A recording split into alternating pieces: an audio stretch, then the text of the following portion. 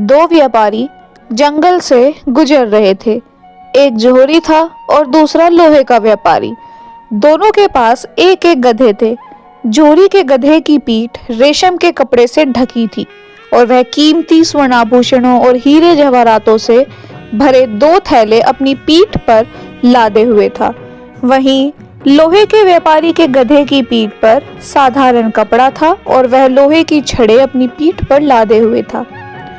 जोहरी के गधे को इस बात का घमंड था कि वो स्वर्ण आभूषण और हीरे जवाहरात लाद कर ले जा रहा था।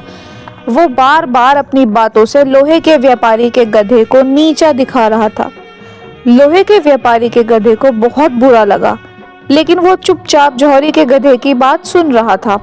अचानक डाकुओं ने उन्हें घेर लिया। डाकुओं को देखते ही दोनों व्यापारी डर के मारे अपने गधों को वहीं छोड़कर भाग गए। डाकू गधों की पीठ पर लदे सामान देखने लगे। उन्होंने देखा कि लोहे के व्यापारी के गधे पर लोहे की छड़ लदी हुई है। कीमती सामान न देखकर उन्होंने उसे भगा दिया। जोहरी के गधे की पीठ पर कीमती सामान था। उन्होंने उसे पकड़ लिया और उसकी पीठ से कीमती सामान निकालने लगे। गधा जब भी विरोध करता वे लाठी से उसकी खूब सुताई करते। घमंडी गधे को उसके घमंड का फल मिल गया था। इस कहानी से हमें यह सीख मिलती है कि कभी घमंड नहीं करना चाहिए।